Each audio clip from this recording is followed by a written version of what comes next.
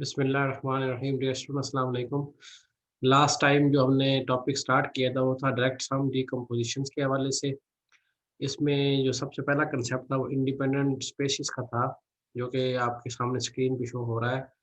ये हमने डेफिनेशन की, इसके करस्पॉन्डिंग कुछ रिमार्क्स किए और फिर हमने इससे जो कंसर्न एक लेमा है जिसमें ना इक्विवेलेंट कंडीशंस बताई गई हैं वो प्रूफ की। 3 इक्विवेलेंट क्राइटेरियाज़ हैं इंडिपेंडेंस के, स्पेसिस इंडिपेंडेंट हो सकती हैं, इंटरसेक्शन प्रॉपर्टी हो सकती है और बेसिस के दरमियान में एक रिलेशन था। इसका डिटेल से प्रूफ किया हमने। इसमें 2 एक्सरसाइज़ेस थी, मैंने आप लोगों के ज़िम्मे लगाई थी, अभी तक किसी ने मुझे वो सॉल्व करके नहीं भेजी। वो व्हाट्सएप ग्रुप पे आप लोग भेज दें। मैंने बताया था कि ये एक्सरसाइज़ आपने करनी है, वही चेक करवाएँ। वीडियो जिसने देखा होगा उसको अंदाज़ा होगा कि मैंने कौन-सी बीच में ना एक्सरसाइज़ कही है। उसके बाद डायरेक्ट सम की डेफिनेशन जो कि लीनियरली इंडिपेंडेंट स्पेसिस से रेलेवेंट है, वो दी गई है। अगर तो वो कहता है कि लेमा में से किसी भी कंडीशन को हम ट्रू मान लें, तो वो हमें डायरेक्ट सम की डेफिनेशन देते हैं और इसकी नोटेशन भी दी गई है। उसके बाद एग्ज़ाम्पल्स हैं। पहली एग्ज़ाम्पल लिखी हमने, इसमें फाइनाइट डायमेंशनल वेक्टर स्पेस थी, उसकी बेसिस ली। बेसिस के बाद हमने इसमें से हर एक सिंगल एलिमेंट के को नॉन ज़ीरो कंसीडर करके उसको स्पैन करके सब स्पेसिस कंसीडर की, जो कि WIC, और इससे आप चेक कर सकते हैं कि ये हमारे पास इंडिपेंडेंट स्पेसिस है। ये इसमें उसने प्रूफ नहीं किया, आप इसमें से चेक करेंगे ये इंडिपेंडेंट है। और दूसरा, इंडिपेंडेंट है या बी पार्ट है जो उसको चेक कर ले, या सी पार्ट है, तीनों में जो भी कंडीशन होल्ड कर जाएगी तो वो इंडिपेंडेंट भी होंगी। साथ वो जो है ना वी को हम उन तमाम स्पेसिस के डायरेक्ट सम में भी लिख सकते हैं।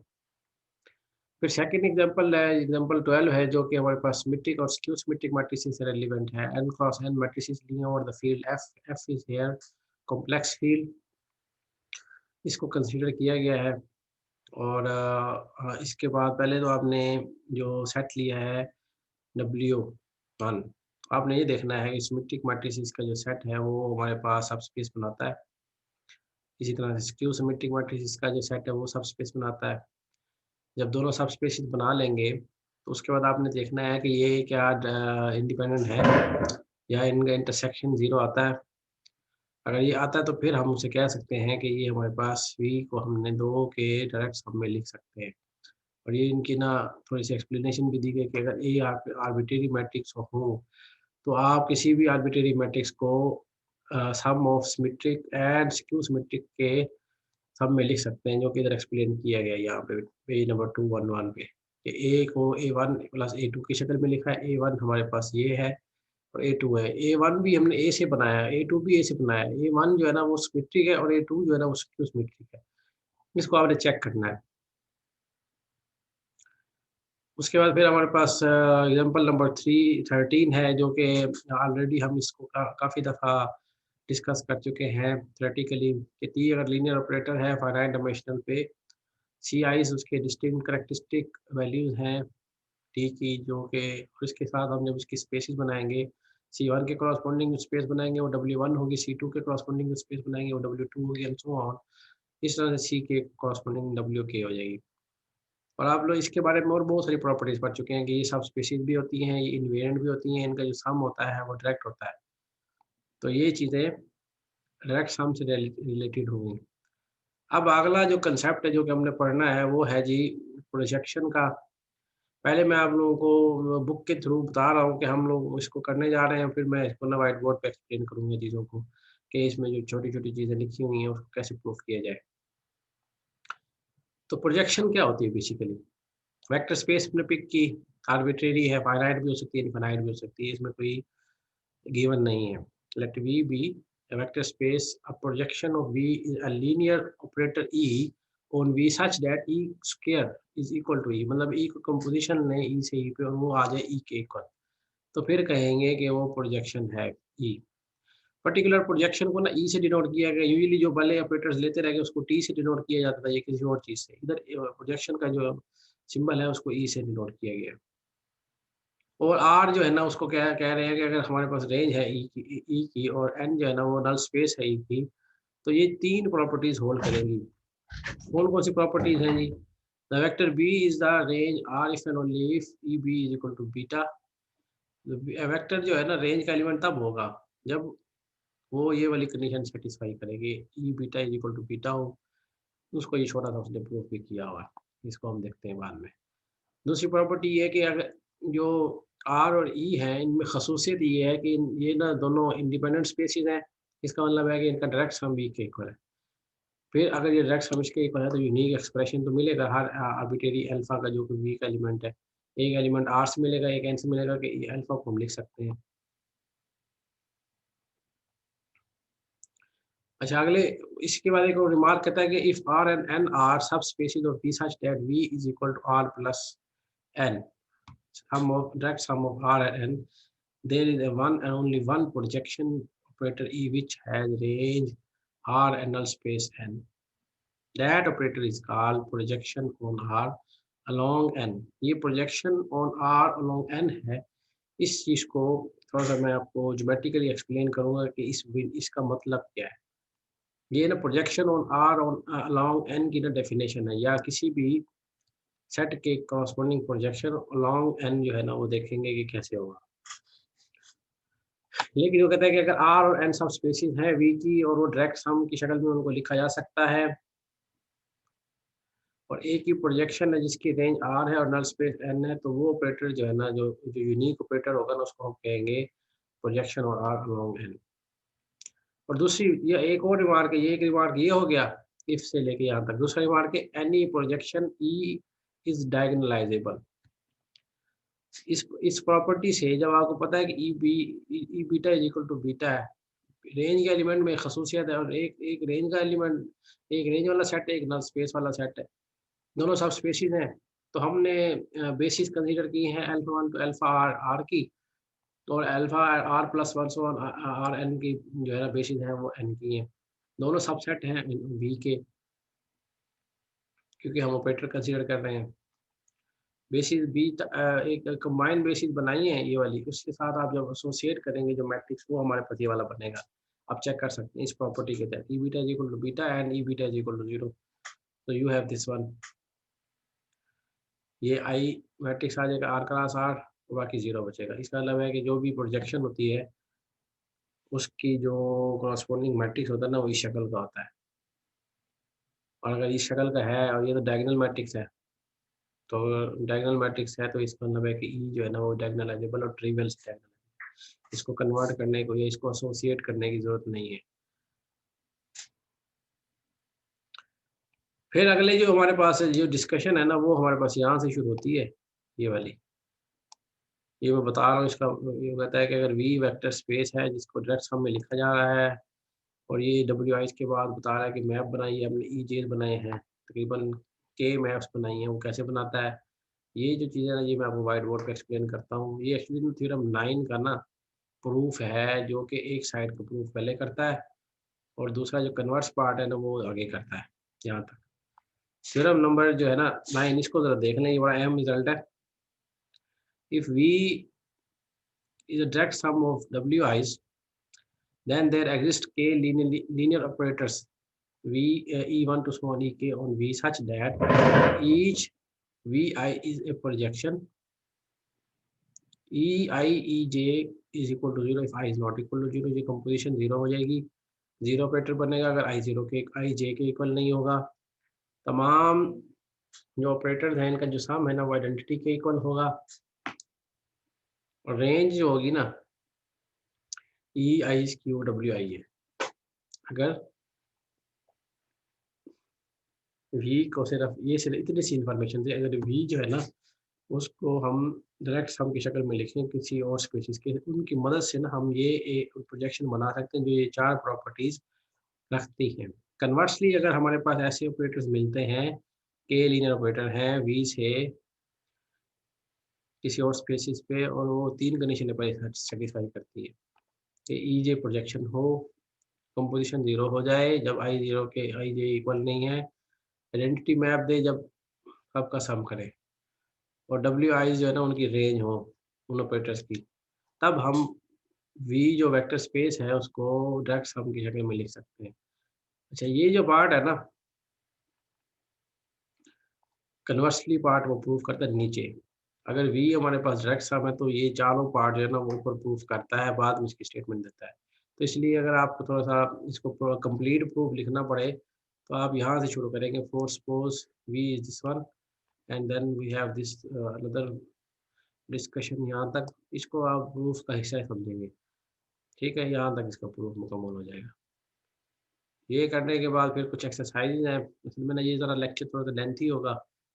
मैंने दोनों लेक्चर्स को कंबाइन करने की कोशिश की है कॉन्सेप्ट्स को, तो इसमें ना हम एक्सरसाइज़ेज़ भी आगे देखेंगे। तो पहले हम थोड़ा-सा प्रोजेक्शन के हवाले से ना ज्योमेट्रिकली चीज़ें देखते हैं व्हाइट बोर्ड पे और उसको प्रूफ करते हैं, फिर एक्सरसाइज़ेज़ की डिस्कशन करेंगे, जो कि मैंने आपको असाइन करनी है नेक्स्ट वीक के लिए। ये कॉन्सेप्ट्स पढ़ने के बाद next section invariant direct sum का है, जो कि नेक्स्ट वीक में इंशाल्लाह ताला हम स्टार्ट करेंगे। अब मैं आपको व्हाइट बोर्ड पे ले जाता हूँ, वहाँ पे हम चीज़ों को थोड़ा-सा डिस्कस करते हैं।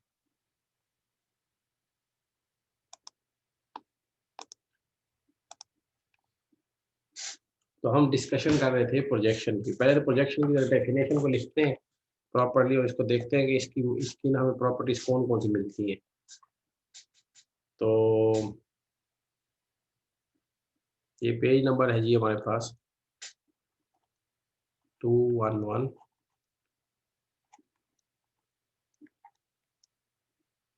प्रोजेक्शन की डेफिनेशन है। प्रोजेक्शन की एक ऐसी नोटेशन है जी वी से वी पे such that E square is equal to E. ये है जी इसकी डेफिनेशन। तो पहली जो प्रॉपर्टी है ना, प्रॉपर्टी 1 वो है कि अच्छा इसके कॉरस्पॉन्डिंग दो सब स्पेसिस भी लिख लेते हैं। आर जो रेंज है E alpha, alpha belongs to V, और एक हमारे पास एंड एन है जी जिसे नल स्पेस कह रहे हैं, वो है जी ऐसे अल्फा है वी से जो कि 0 पे मैप होते हैं। ठीक हो गया जी। अच्छा वो कहता है कि ये पहली प्रॉपर्टी है कि बीटा बिलोंग करेगा आर से if and only E beta equal होगा बीटा के। इसका प्रूफ देखें जी।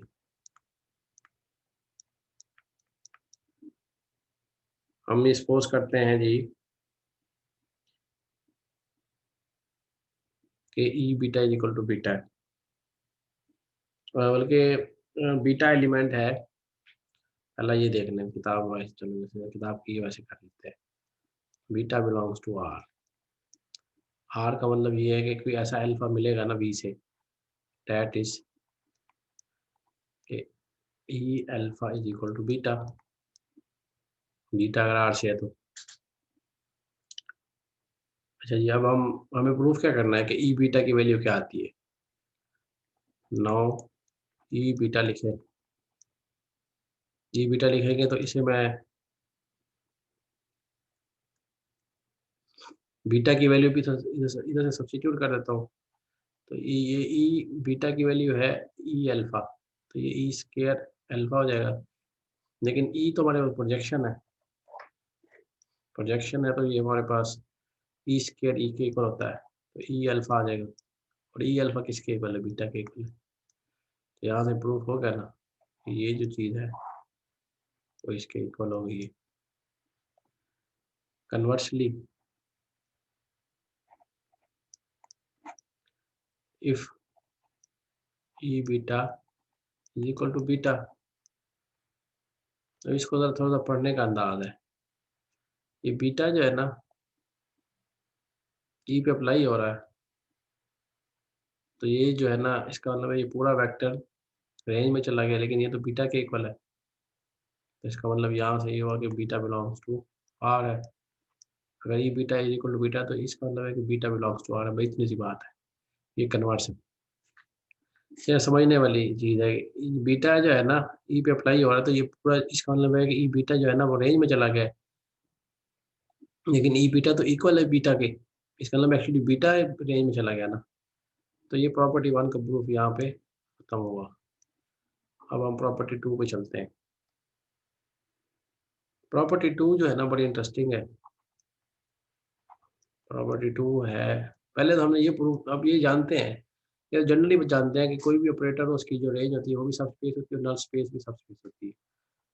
अब हमारे पास क्वेश्चन ये है कि इन दोनों का जो है ना, ये दोनों जो है वो इंडिपेंडेंट भी हैं। अगर तो इंडिपेंडेंट प्रूफ कर देंगे तो वी हम लिख सकेंगे, वी को आर प्लस, ये प्रॉपर्टी 2 है। इसका क्लेम है कि वी को ऐसे लिख सकते हैं। तो इसके लिए हम ऐसे करते हैं, अगर तो मैं ये शो कर दूं आर इंटरसेक्शन एन वो 0 है, क्योंकि आप जानते हैं कि मैंने जब इंडिपेंडेंट की डेफिनेशन आपको बताई थी कि अगर डब्ल्यू आई सब स्पीशीज हैं वी की, और अल्फा 1 प्लस अल्फा 2 प्लस और plus alpha N is equal to 0 हो, तो इम्प्लाइज करे कि अल्फा आई 0 है फॉर ऑल आई के लिए, तो डब्ल्यू आई क्या कहलाती है, independent. W I R independent सब स्पीशीज।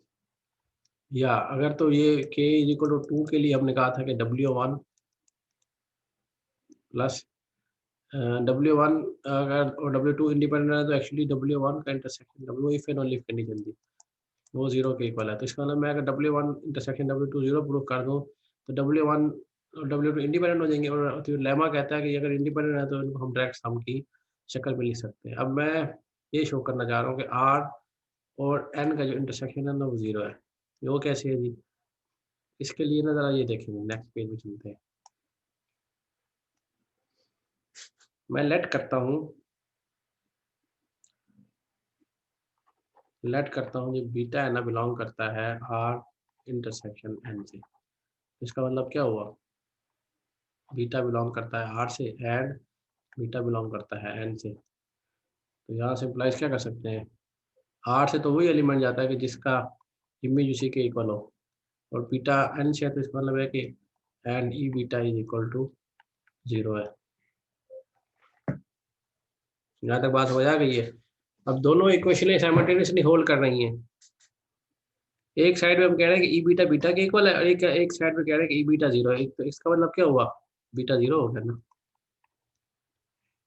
तो इस आर्बिट्रेरी एलिमेंट था बीटा।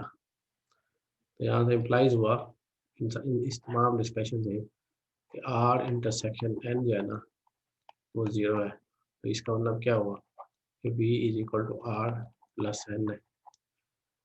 तो ये प्रॉपर्टी 2 खत्म हुई यहाँ पे।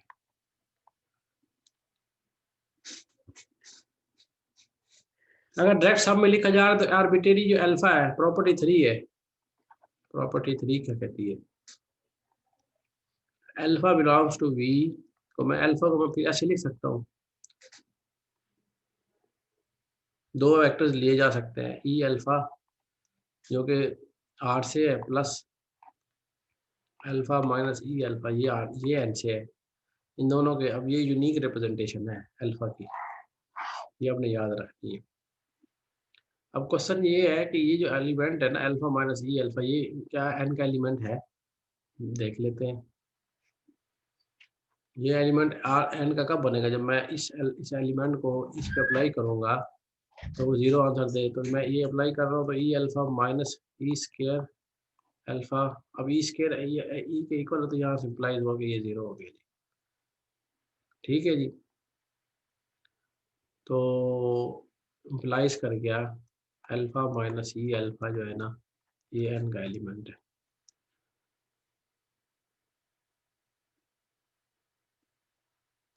उसके बाद हमने ये प्रॉपर्टी पूरी हो गई, थर्ड प्रॉपर्टी। और इसके बाद हम ये जानते हैं कि अगर ई जो है ना, ये रिमार्क था, रिमार्क वन, इफ ई, अगर मैं ऐसे लिख दूँ तो समझ जाएंगे ये प्रोजेक्शन ही है, इज इक्वल टू ई है, देन ई इज डायगोनलाइजेबल।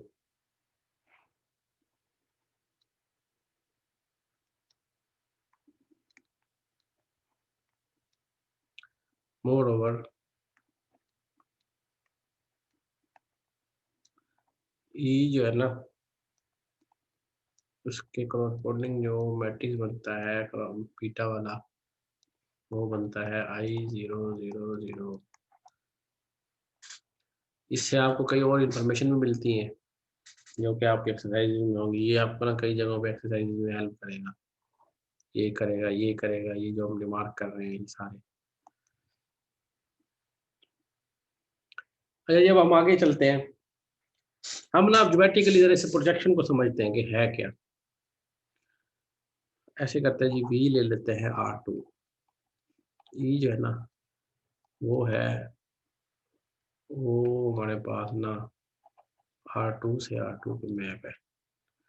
तो ये समझने वाली है क्योंकि मैं इसको ना ड्रा नहीं कर सकता, मेरा बताने के लिए कर रहा हूँ। ये है R2, क्योंकि R2 से R2 पे मुझे मैप ओवरऑल जो मैं ज्योमेट्री बनाऊँ तो वो तो मुझे R4 में बनानी पड़ेगी। लेकिन ये विजुअलाइजेशन है। विजुअलाइजेशन ये है कि इसका कोई एक एलिमेंट लेते हैं और कोई ऐसी मैप हो जो कि ई ऑब्वियसली जो है ना R2 पे जाए और ई स्क्वायर इज इक्वल टू ई भी हो। अब फॉर एग्जांपल इसकी प्रोजेक्शन का मतलब जो यूजुअली हम लेते हैं ना, मैं एक्स एक्सिस पे प्रोजेक्शन डालना चाहता हूँ, एक्स एक्सिस या वाई एक्सिस पे भी ली जा सकती है, दोनों साइडों पे। ये एलिमेंट है एक्स वाई। तो जो वो वर्ड यूज कर रहा है ना, अगर मैं ये मैप लूँ एक्स वाई से, एक्स और जीरो कर दूँ, ये मैंने डेफिनेशन दी है इसकी, E of X Y is equal to this one. अब मेरा ये क्लेम है कि ये प्रोजेक्शन है, हो क्या रहा है, R2 का हर एलिमेंट एक्स एक्सिस पे आ रहा है, एक्स जीरो। तो ये जो भी एलिमेंट यहाँ से पिक करूंगा इधर आ जाएगा, ये जो भी एलिमेंट पिक करूंगा इस पे आ जाएगा, या इधर से भी हो तो इधर, फिर भी इसका आंसर ये आएगा। यहाँ से भी लूंगा इसका आंसर ये आएगा। इसका मतलब है कि सारा जो ये वाला डाटा है ना, तमाम पॉइंट्स ना एक्स एक्सिस पे आ रहे हैं। तो दिस इज, अब ये चेक करना है कि ये प्रोजेक्शन है कि नहीं है। तो ई का स्केयर ले लेते हैं। ई स्केयर कैसे होगा, ई इंटू ई एक्स वाई, ई एक्स वाई इसके इक्वल है ई इंटू एक्स जीरो के, और ये हमारे पास पता है कि ये एक्स जीरो होता है। तो ई का स्केयर जो है एक्स वाई, वो भी एक्स जीरो आ रहा है, और ई ऑफ एक्स वाई भी एक्स जीरो। तो यहाँ से क्या इम्प्लाइज हुआ, ये वन है, ये टू है, from one and two E square is equal to E, hence E is projection map. दूसरी साइड, अब आर इसके देखिए, आर क्या रेंज क्या है इसकी, रेंज तो एक्स एक्सिस नजर आ रहा है, साफ जाहिर है। और एन क्या है, नल स्पेस, वो लिख लेगा, एक्स है एक्स वाई जो कि जीरो पे मैप होते हैं, जीरो जीरो पे। तो इसका इस बात का क्या मतलब है, ई एक्स वाई तो हमें पता है कि एक्स जीरो है, तो जीरो के इक्वल ले लिए, तो यहाँ से अप्लाई हुआ कि एक्स जीरो है। एक्चुअली एन तो वाई एक्सिस बन गया, फिर एन वाई एक्सिस बन गया ना, क्योंकि एक्स जब जीरो हो गया, एक्स जीरो का मतलब वाई आर्बिट्रेरी है, वाई में तो कोई कंडीशन नहीं आई, सिर्फ एक्स में जीरो आई है। तो इसका मतलब है कि ये वाई एक्सिस जो है ना, स्पेशल पर्टिकुलर इस ई के लिए ये हमारे पास आर है, ये आर के इक्वल है और ये इक्वल है एन के।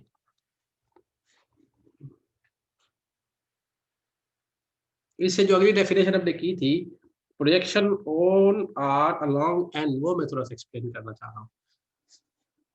अब आर भी आ गया, एन भी आ गया,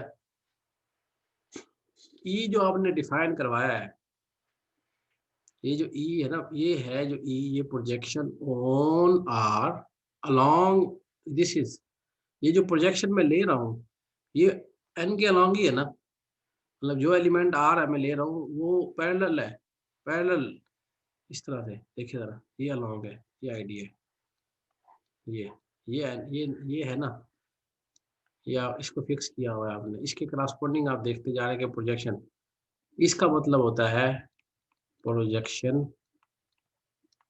ऑन आर अलोंग एन।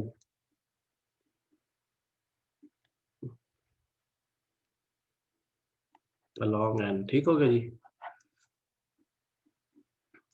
ये है कुछ चीज़ें जो हमने पहले देखी थी और इसके कॉरस्पॉन्डिंग हमने एग्जांपल की। इस तरह से आप मुख्तलिफ किस्म की एक्सरसाइज से और एग्जांपल से ना इस तरह का प्रोजेक्शन का आइडिया ले सकते हैं।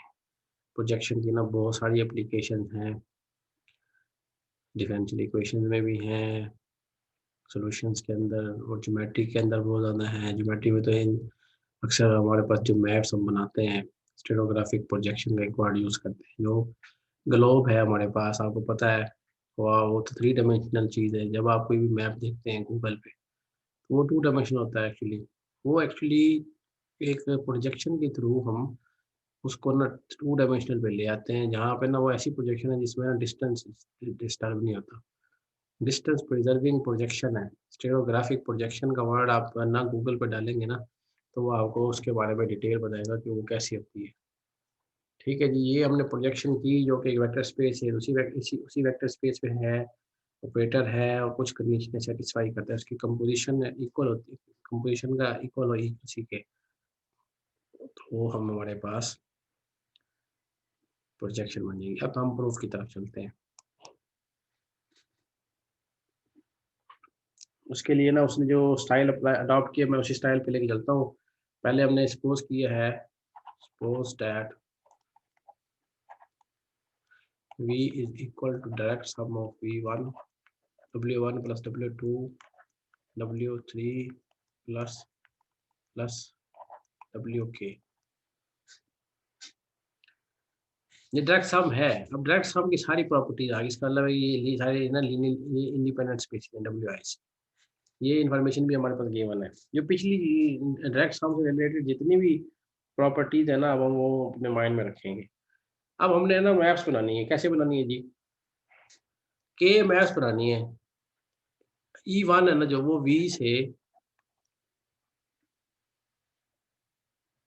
डब्ल्यू वन पे है। ई टू जो है वो वी से डब्ल्यू टू पे है। सारी डब्ल्यू आईज है ना, ये भी पता है कि डब्ल्यू आईज जो है ना वो सब स्पेसिस है वी की, सब स्पेसिस है वी की। ठीक हो गया। ई टू हमारे पास वी से ई टू पे है। डिफाइन कैसे कराया गया है? ये जनरली जो है ना, ई के जो है या ई आई जो है, जे का, जे की भी यूज करता हूँ, जे यूज कर लेते हैं। ई जे जो है ना वो वी से डब्ल्यू जे पे है, सच दैट ई जे ऑफ, अब आपके पास वी को हमने ना इन तमाम के डायरेक्ट सम में लिखा हुआ है, तो इसका मतलब है कि अगर आर्बिट्रेरी एलिमेंट वी का लूँ तो अल्फा लूँ वी से, तो अल्फा की रिप्रेजेंटेशन क्या होगी? Alpha one plus alpha to plus so on plus alpha के। और ये है ना यूनिक रिप्रेजेंटेशन है। Why? Because this is direct sum. और अल्फा आई सारे के सारे जो है वो डब्ल्यू आई से है। ये हमारे पास इस वी से गिवन है। मैप हमने कैसे बनाई है? हमने ना एक प्रोजेक्शन डाली वी से डब्ल्यू वन पे, दूसरी प्रोजेक्शन डाली वी से डब्ल्यू टू पे, तीसरी प्रोजेक्शन वी से W three and so on, आखिरी प्रोजेक्शन वी से ई के पे डाली। वो कैसे हमने डाली ये देखेंगे। ई जे है ना अल्फा, उसका जो इमेज है ना हमने अल्फा जे रख लिया। सारी जितनी भी डेफिनेशन है ना इसी के गिर्द घूम रही है।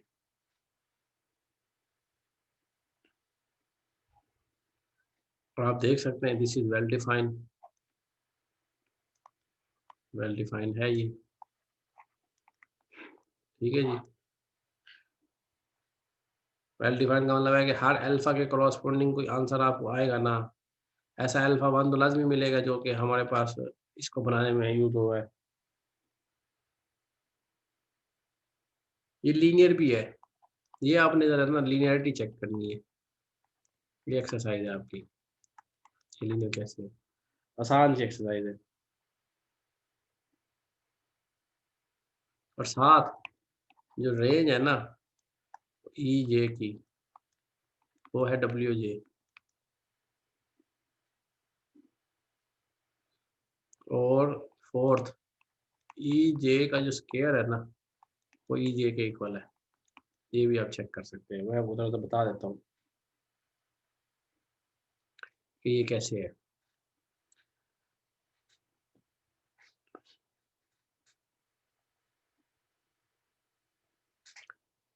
ई जे स्केयर अल्फा जब लेंगे तो ई जे अल्फा आ जाएगा, ठीक हो गया। और ई जे अल्फा है वो अल्फा जे है।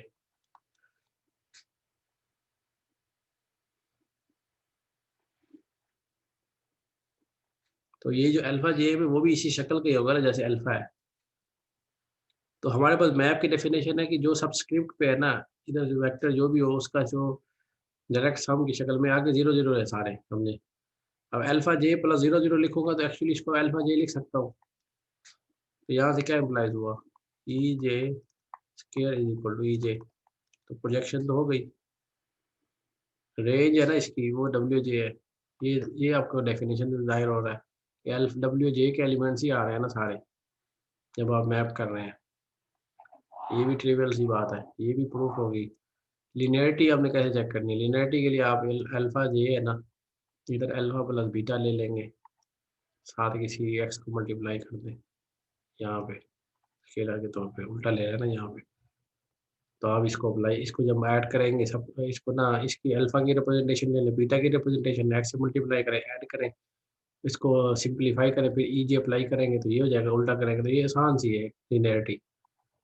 लिनियरिटी जो है ना ये आप एक्सरसाइज के तौर पे ले सकते हैं, वेल डिफाइंड मैंने आपको बता दी है। अब अगली बात नल स्पेस की रह गई कि 5 कि नल स्पेस क्या है जी। वो कहता है कि नल स्पेस जो है ना हमारे पास वो है जी W1 plus W N. Null space जो है ना जो ई जे की नल स्पेस है, ई जे की, या इसको ना नोटेशन में ना नीचे ना ई जे लिखते हैं ताकि ना पता लग जाए कि ये नल स्पेस है ना ई जे की है। तो कैसे डिफाइन कराई हुई है, वो कहता है कि इसमें से ना डब्ल्यू जे वाला निकाल दें, plus W J -1 plus W J +1 plus one plus W के। ये है ई जे की जो नल स्पेस होगी ना, ई जे के अलावा बाकी जो स्पेसिस बचती है ना उनका सम है।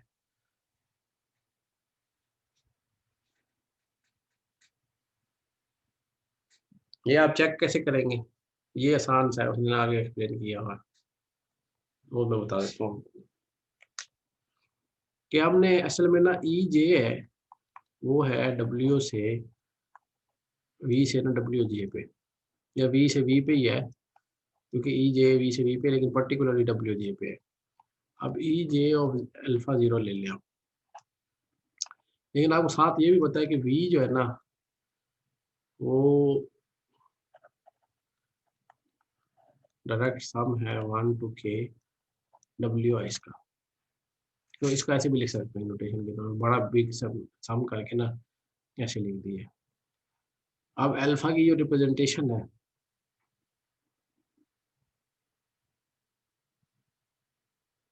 तो एक्चुअली यहाँ पे हम हमें तो पता है कि ई साथ ई जे अल्फा इक्वल किसके, अल्फा जे के है। तो अल्फा जे जीरो हुआ ना फिर, जब अल्फा जे जीरो हो गया बाकी सारे नॉन जीरो हैं, अल्फा जे फिक्स हो गया ना। अल्फा हमारे पास जो अल्फा था ना वही शक्ल का था, अल्फा 1 प्लस 1 प्लस अल्फा ए।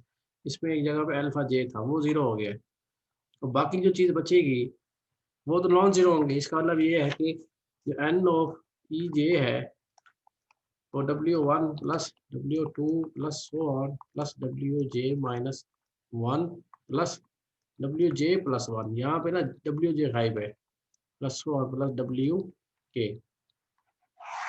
ये नल स्पेस बन गई। अब एक और हमारे पास जो प्रॉपर्टी है ना बड़ी इंटरेस्टिंग सी है कंपोजिशन वाली,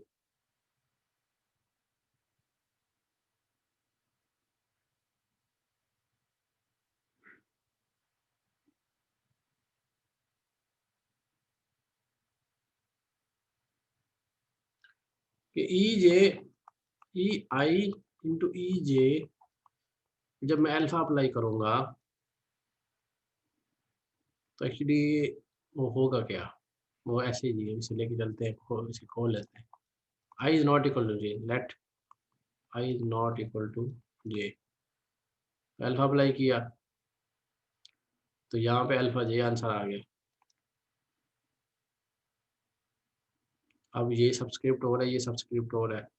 वो कहता है कि अगर जब डिफरेंट होंगे ना, तो वो 0 के इक्वल हो जाएगा, क्योंकि ये एलिमेंट अपना नल स्पेस पे चला गया ना। ये इसी इफेक्ट से मैं यहाँ पे लिख रहा हूँ, क्योंकि ये आई है, ये जे है। आंसर अल्फा आई आना चाहिए, जो कि नहीं आ सकता, क्योंकि यहाँ पे अल्फा आई है ही नहीं, तो अल्फा जे है। तो अल्फा जेब जब भी अप्लाई होगा तो उसका आंसर 0 हो जाएगा। तो यहाँ से इम्प्लाइज हुआ कि ई आई ई जे जो है ना, वो 0 मैप होती है व्हेन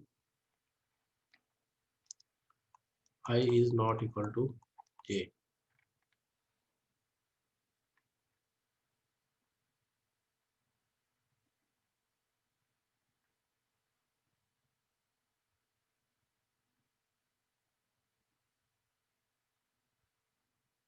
अच्छा, अब हमें ये पता है कि E one alpha alpha one है।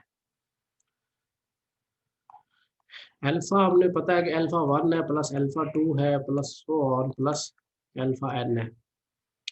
तो मैं इसको, मैं अल्फा वन को मैं इसी तो इस तरह भी तो लिख सकता हूँ, E one alpha plus E two alpha plus so on plus E, जैसे के कर ले, K alpha for each alpha belongs to V. ये वी का एलिमेंट है, क्योंकि वी है ना हमारे पास डायरेक्ट सामने। ये मैं बार बार इसलिए रिपीट कर रहा हूँ कि हमने एक्सपोज करके चले थे। तो इसमें से मैं कॉमन ले लूँ अल्फा, तो E one plus two plus so on plus E K into alpha is equal to alpha आ रहा है। तो ये तो एक्चुअली फिर आइडेंटिटी टाइप की बिहेवियर दे रहा है। यहाँ से इम्प्लाइज हुआ कि आई इक्वल है E one plus E two plus so on plus E के।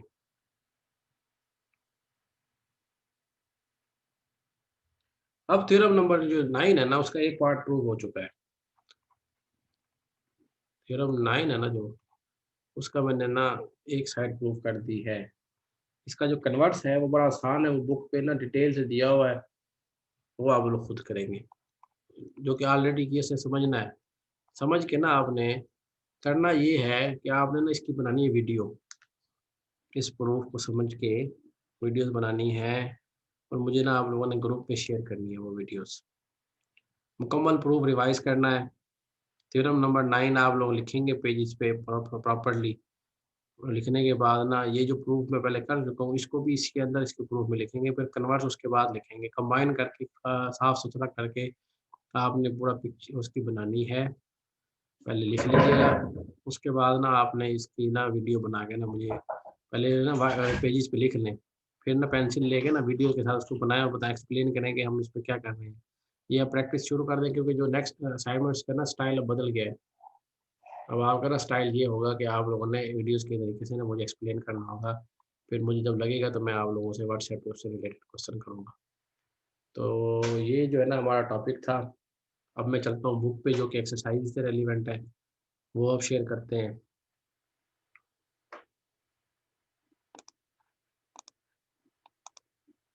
ये है ये एक्सरसाइजेस जो करने वाली हैं आप लोगों ने वीकेंड पे, ये एक्सरसाइजेस करनी है। 11 एक्सरसाइजेस हैं। यू हैव 12, आप लोगों के ना 12 जो है ना ग्रुप्स बने हुए हैं। तो इसका हल ये है कि एक इसमें हम ना ऐसे करते हैं, क्योंकि पहले ऑब्वियसली एक्सरसाइज हमेशा आसान होती हैं, बाकी मुश्किल होती हैं। कोई बात नहीं, इसमें ऐसे करें कि पहली एक्सरसाइज और आखिरी एक्सरसाइज ये ग्रुप नंबर ए है, ये करें। फिर दूसरी एक्सरसाइज और जो है ना 10वीं एक्सरसाइज ये ग्रुप बी करे। ठीक है ना। तीसरी को मिला के ना आपने 9th के साथ, चौथी को आपने मिलाना है 8 के साथ, पांचवी को मिलाना है 7वीं के साथ, छठी छोड़ दें।